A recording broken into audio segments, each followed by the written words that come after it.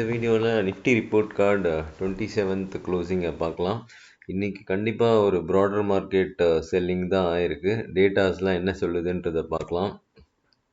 Technicals daily RSI இன்னும் 34.23 தான் இருக்குது. ஆல்மோஸ்ட் ஸ்டில் அதே ரேஞ்சில் தான் இருக்குது.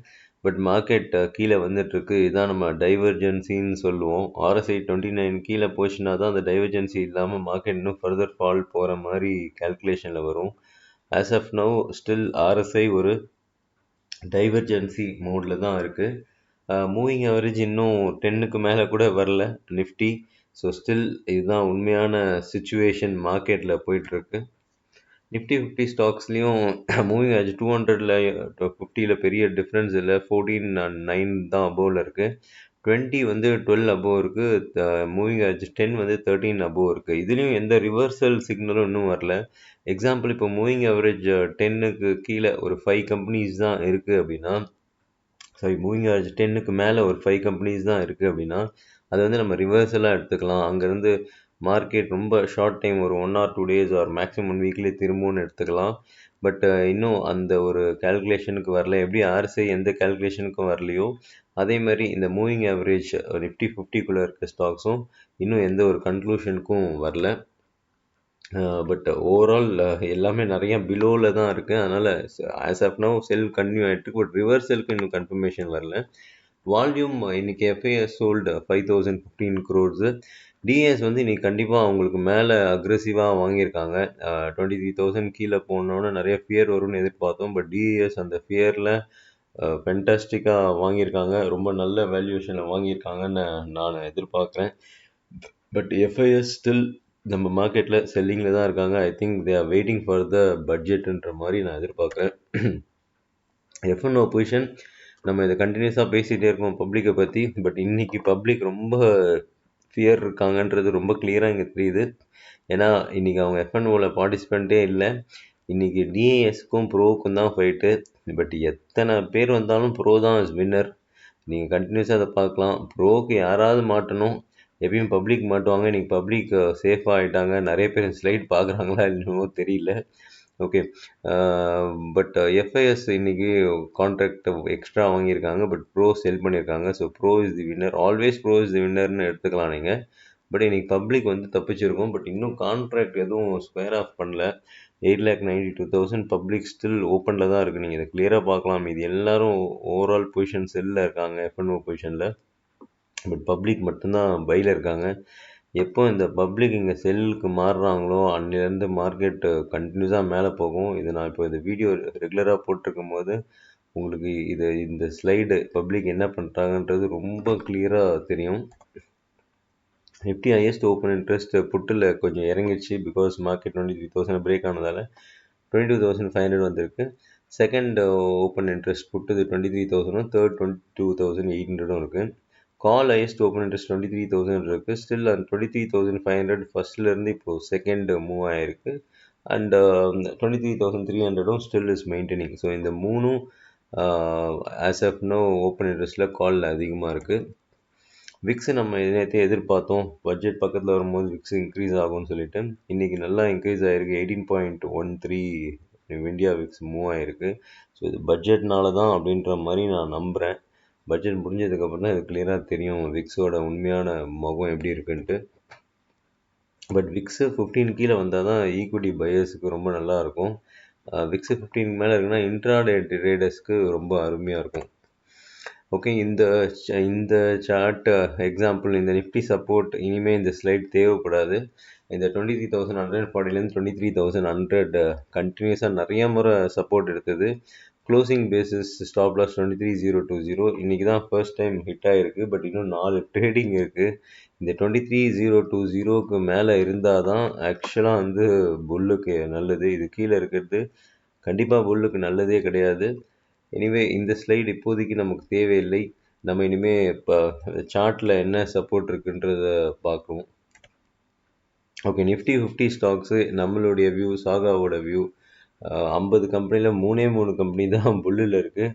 பேர் தான் 44, neutral 3. As of now bearish தான் ஃபுல் அண்ட் ஃபுல் டாமினேட் பண்ணிகிட்ருக்கு. ஓகே.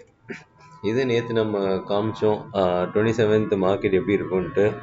ஒரிஜினல் சார்ட்டும் காமிச்சிருந்தேன், இன்வெர்ஷனும் காமிச்சிருந்தேன். நீங்கள் கன்ஃபார்ம் பண்ணி ட்ரேட் பண்ணுங்கன்னு பேசியிருந்தோம். ஸோ இது கம்ப்ளீட்டாக எக்ஸாக்டாக என்ன இன்வெர்ஷன் சார்ட்டில் வரைஞ்சிருக்கோமோ அது அப்படியே மார்க்கெட்டில் நடந்திருக்கும். நீங்கள் நிறைய பேர் இதை லைவில் பார்த்துருப்பீங்க. இதுதான் நடந்தது இன்னைக்கு. இந்த ஃபஸ்ட்டு மூவ்லேயே கண்டுபிடிச்சிருக்கலாம். ஃபஸ்ட்டு மூவ் கேப் டவுனை விட்டுருங்க, ஓப்பனிங்லேருந்து தான் நம்ம இதை காமிக்கிறோம். ஓப்பனிங்லேருந்து பார்த்தீங்கன்னா ஒரு மேலே போயிருக்கும், அதுக்கப்புறம் ஒரு கீழே வந்துருச்சு, தென் மேலே அகெயின் கீழே. ஸோ இதுதான் நான் காமிச்சிருப்பேன். ஓப்பனிங்லேருந்து மேலே போச்சு, கொஞ்ச நேரம் தான் போயிருக்கும், அதுக்கப்புறம் down, then up, then again down. The same situation தான் மார்க்கெட்டில் இன்னைக்கு நடந்தது. ஸோ இதுதான் வந்து நம்ம இன்ட்ராடேயில் கொடுத்தோம். பட் பொசிஷனல் நம்ம கிளியராக எக்ஸ்பிளைன் பண்ணிட்டு இருந்தேன். பிகாஸ் த சுச்சுவேஷன் ஒரு மாதிரி இருந்தது, அதனால் நான் கிளியராக சொல்லியிருந்தேன் நெக்ஸ்ட்டு சப்போர்ட் எதுன்றது. பிகாஸ் இது உடைக்கிறதுக்கு சான்சஸ் இருக்குன்றதால தான் இதை பற்றி நான் பேசினேன். ஸோ இந்த இடம் தான் நம்ம பேசியிருந்தோம். ஏற்கனவே போட்ட ரெசிஸ்டன்ஸ் சப்போர்ட்டாக இருக்கலாம், இங்கே ஒரு ட்ரேடிங் ஆப்பர்ச்சுனிட்டிக்கே உங்களுக்கு எக்ஸ்பிளைன் பண்ணியிருப்பேன். ஸோ இதோட ஹை நீங்கள் பார்க்கலாம், 22,794 இதோட ஹை. So இன்றைக்கோட low 22,786. இங்கேருந்து ஒரு 60 பாயிண்ட் ரிக்கவரி கொடுத்துருக்காங்க. இங்கே வந்து ஒரு 60 பாயிண்ட் ரிக்கவர் ஆகிருக்கு. நாளைக்கு மேபி கேப் அப் ஓப்பனிங் ஒரு 100 பாயிண்ட் கூட கேப் அப் ஓப்பனிங் இருக்கலாம். இருந்ததுன்னா நம்ம பேசின ஒரு 100 பாயிண்ட் இங்கே சான்ஸ் கிடைக்கும்னு பேசியிருந்தோம். இன்கேஸ் நாளைக்கு ஈவன் ஒரு 50 பாயிண்ட் கேப் அப் இருந்ததுன்னா கூட நம்ம எதிர்பார்த்த அந்த 100 பாயிண்ட் டார்கெட் ஈஸியாக அச்சீவ் ஆகிடும். ஸோ ஆஸ் ஆஃப் நோ இந்த சப்போர்ட் இப்போதைக்கு ஹோல்ட் பண்ணிகிட்டு இருக்கு. இனிமேல் நம்ம சார்ட்டில் தான் இந்த நெக்ஸ்ட் 4 டேஸ் சப்போர்ட்டை பார்க்கணும். இது இல்லாமல் இன்னொரு லைனும் வரைஞ்சிருப்பேன். ஏற்கனவே போட்ட ரெசிஸ்டன்ஸ் தான், வேறு ஒன்றுமே கிடையாது. ஸோ இந்த ரெசிஸ்டன்ஸும் நீங்கள் பார்த்துக்கலாம், 22,526. ஸோ இந்த 2 லெவல் இப்போதைக்கு ஆஸ் ஆஃப் நவ் இருக்குது. ஸோ இதுக்குள்ளே சப்போர்ட் எடுக்கும் அப்படின்னு நம்ம நம்புகிறோம். லெட்ஸ் சி ரியல் மார்க்கெட்டில் என்ன நடக்குதுன்னு பார்க்கலாம். நாளைக்கு position already gap up open ஆகிறதுக்கு சான்சஸ் இருக்குதுன்றதால அதுக்கப்புறம் ரொம்ப இன்ட்ராடேயில் கிளியராக பார்த்தா தான் ட்ரேட் பண்ண முடியும். ஏன்னா பிகாஸ் அந்த ஃப்ரைடே சொன்ன மாதிரி தான் ஒரு ட்ரிக்கி டேவாக இருக்கும். மேபி சைட் வேஸாகவும் இருந்துடலாம். பட் சைட் வேஸ்க்குள்ளே சடன் ஸ்பைக்ஸ் வரலாம். ஸோ அது வந்து ரொம்ப கஷ்டம் அதை ட்ரேட் பண்ணுறதுன்றதுனால தான் நான் அதை சொல்லலை. ஸோ நாளைக்கு நம்ம ட்ரேடர்ஸ் நம்மளை ஃபாலோ பண்ணுறவங்க மேபி ஒரு கேப் எடுத்துக்கிட்டிங்கன்னா நல்லது. ஓகே, ஈக்விட்டி ஐம் ஸ்டில் நான் சொல்லியிருக்கேன் பயான் டிப் தான். வேல்யூவேஷன் நிஃப்டி பிஇ 21 கீழே வந்துச்சு, ரொம்ப நல்ல வேல்யூவேஷனில் வந்துட்டுருக்கு. இதுவே ஒரு ப்ரெட்டி டீசன்ட் வேல்யூவேஷன் தான். இனிமேல் என்ன இறங்கினாலும் ஒரு நல்ல வேல்யூவேஷன் தான் நிஃப்டி. இது நான் மட்டும், இது என்னுடைய வியூ மட்டும் கிடையாது. இப்போ நீங்கள் பார்த்தீங்கன்னா பிரைம் மினிஸ்டரும் ஒரு ஸ்டேட்மெண்ட்டை கொடுத்துருக்காரு. இந்த பட்ஜெட் உலகத்துக்கே ஒரு எக்ஸாம்பிளாக இருக்கும். அதாவது எக்ஸாம்பிளாக இருக்குன்றதை விட ஒரு உலகத்துக்கு இது ஒரு பெஞ்ச்மார்க் மாதிரி இருக்கும். அதாவது லுக்கிங் ஃபார்வர்டுன்றது தான் கரெக்டான வேர்டாக நீங்கள் எடுத்துக்கலாம். ஓகே, உலகத்துக்கு நம்ம பட்ஜெட்டு February 1 வர பட்ஜெட் தான் ஒரு லுக்கிங் ஃபார்வர்டாக இருக்கும் அப்படின்ற மாதிரி சொல்லியிருக்காரு. ஏற்கனவே உங்களுக்கு எல்லாருக்குமே தெரியும், நம்ம பிரைம் மினிஸ்டர் ஒரு ஸ்டாக் டிப்ஸு கொடுத்தாரு. அது மிகப்பெரிய லெவலில் பெர்ஃபார்ம் பண்ணிச்சு. எல்லோரும் பிஎஸ்சி ஸ்டாக்ஸு வாங்கிக்கோங்கன்ற மாதிரி சொன்னார். அதுக்கேற்ற மாதிரி பிஎஸ்யூ ஸ்டாக்ஸ் நல்லா இன்க்ரீஸ் ஆச்சு. இப்போ இந்த மாதிரி ஒரு ஸ்டேட்மெண்ட் கொடுத்துருக்காரு. நம்மளுடைய பட்ஜெட் தான் உலகத்துக்கே லுக்கிங் ஃபார்வர்டுன்னு சொல்லியிருக்காரு. என்ன ஒரு பெரிய டிஃப்ரென்ஸ் இருக்கும் அப்படின்றது எனக்கு தெரியல. ஆனால் கண்டிப்பாக அவர் சொல்லியிருக்காருன்னா அதில் ஏதோ ஒரு விஷயம் இல்லாமல் சொல்ல மாட்டாங்க.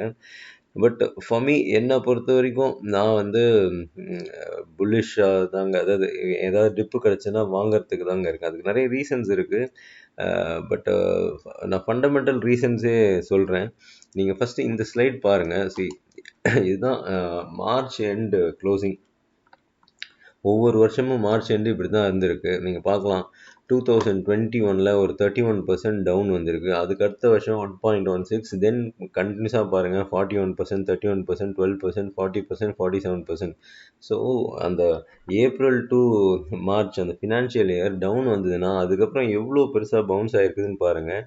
தென் 2008 ஒரு 31% டவுன் வந்திருக்கு. அகெயின் அதுக்கப்புறம் பாருங்கள் 20% 2009 இன்க்ரீஸ் ஆகிருக்கு. 2010 51 ஆகிருக்கு. தென் 2011 இருந்து ஒரு 40 ஒரு 13 வரைக்கும் ஒரு 2 இயர்ஸ் ஒரு சைட்வேஸ் மார்க்கெட் தான். அதுலயும் பாருங்க ப்ளஸ்ல தான் இருந்திருக்கு. தென் அதுக்கப்புறம் மைனஸ்ன்னு பார்த்தீங்கன்னா, 2016ல தான் 5.6% மைனஸ் வந்திருக்கு. உடனே 2017ல 22%, 2018ல 11%, 2019ல 13%, 2020ல அந்த ஒரு பெரிய டவுன்ஃபால் வந்தது. அது 26% டவுன் வந்தது. பட் அடுத்த வருஷம் பாருங்க 2021ல 71%. இந்த 2021 நெறைய பேர் மறந்திருக்க மாட்டீங்கன்னு நெனைக்கிறேன். நம்ம வந்து கன்டினியூஸா வாங்கிட்டே இருங்கன்னு சொன்னோம். ஸோ அது அது அந்த ஏப்ரல் டு மார்ச் 71% ரிட்டர்ன் வந்திருக்கு. 2022ல 20%, 2023ல 10%, 2024ல 6.8%. ஸோ இப்போதைக்கு பார்த்தீங்கன்னா, நீங்க இன்கேஸ் ஒரு டவுன் மூவ்லாம் இருந்ததுன்னா, அதுக்கப்புறம் ஒரு பெரிய பவுன்ஸ் இருக்கு. இன்னும் இந்த 2024லேருந்து 2025 நெகட்டிவே இன்னும் ஆகல. ஸோ அதனால பெருசா ஒரு இப்போதைக்கு ஒரு நெறைய பேர் இன்னும் இப்பவே ஆரம்பிச்சுட்டாங்க. 12,000 போயிடும் மார்க்கெட்டு. திரும்ப வந்து மார்க்கெட் அந்த ரேஞ்சில தான் செட்டில் ஆகும். அந்த மாரி நெறைய பேர் பேசுறாங்க. பட் நீங்க ஒண்ணு தெரிஞ்சுக்கோங்க. வேல்யூவேஷன் அந்த மாரி கிடையாது. வேல்யூவேஷன் இப்போதைக்கு 20.85 இருக்கு. It's a pretty decent valuation. இன்னொன்னு எனக்கு மேஜரா நான் இங்க என்ன சொல்ல வரேன்னா, நம்மளுடைய இன்டைரக்ட் டாக்ஸு ரொம்ப, ரொம்ப, ரொம்ப ஜாஸ்திங்க. இன்டைரக்ட் டாக்ஸு கவர்மெண்ட்டுக்கு கிடைக்கிற இன்கம் ரொம்ப ஜாஸ்தியா இருக்கு. இவ்ளோ பெரிய இன்கம் வச்சுக்கிட்டு மார்க்கெட் வந்து 12,000 போயிடும்ன்றது இப்போதைக்கு இருக்கிற சிச்சுவேஷன். அந்த மாரி எனக்கு வந்து தெரியல. ஸோ இவ்ளோ டாக்ஸ் வருது கவர்மெண்ட்டுக்கு. இன்டைரக்ட் டாக்ஸே இவ்ளோ வருது. பட் நான் பெர்சனலா வந்து நான் சிலதில எகெயின்ஸ்ட்டா இருக்கலாம். பட் இது ஸ்டாக் மார்க்கெட்டுக்கு இந்த மாரி இன்டைரக்ட் டாக்ஸ் நல்லது தான். அதாவது பெர்சனலா நான் இதுக்கு எகெயின்ஸ்ட்டா நான் என்ன சொல்ல வரேன்னா, நான் வந்து இப்போ ஸ்மோக் யாரும் பண்ணாதீங்கன்னு சொல்லுவேன். ஆனா ஐடிசி கம்பெனில நான் இன்வெஸ்ட் பண்ணுவேன். அ யாரும் வந்து ட்ரிங்க்ஸ் பண்ணாதீங்கன்னு சொல்லுவேன். ஆனா வந்து லிக்கர் கம்பெனிஸ்ல நான் இன்வெஸ்ட் பண்ணுவேன். அதாவது ஸ்டாக் மார்க்கெட்ல இன்வெஸ்ட்மென்ட்டுக்கும், என்னுடைய பெர்சனல் ஒப்பீனியனுக்கும் நெறைய டிஃபரன்ஸ் இருக்கும். இப்போ இன்டைரக்ட் டாக்ஸுன்றது என்னுடைய பெர்சனல் வியூல வந்து ரொம்ப ஜாஸ்தி. அதாவது டைரக்ட் டாக்ஸ் எவ்வளோ வேணா போடுங்கன்னு சொல்லுவேன். நெறைய சம்பாதிக்கிறோம், நெறைய காசு கட்டுறோம் அப்படின்றது வேற. இப்போ நெறைய கேஷ் இன்கம் ஜெனரேட் பண்றவங்களுக்கு நெறைய டாக்ஸ் போடுங்கன்னு தான் நான் சொல்லுவேன். ஆனா இன்டைரக்ட் டாக்ஸ் அப்படி கிடையாது. ரொம்ப காமன் மேன் டாக்ஸ் பிராக்கெட்லயே வராதவங்க எல்லாருமே நம்ம ஹையஸ்ட் ஜிஎஸ்டி கட்டுறோம். எந்த உலகத்திலயாவது எங்கேயாவது இருக்குதான்னு தெரியல. ஒரு இன்சூரன்ஸுக்குலாம் ஒரு 18% ஜிஎஸ்டி கலெக்ட் பண்ண உலகம் இது. நம்ம ஊர் தான் சொல்றேன்.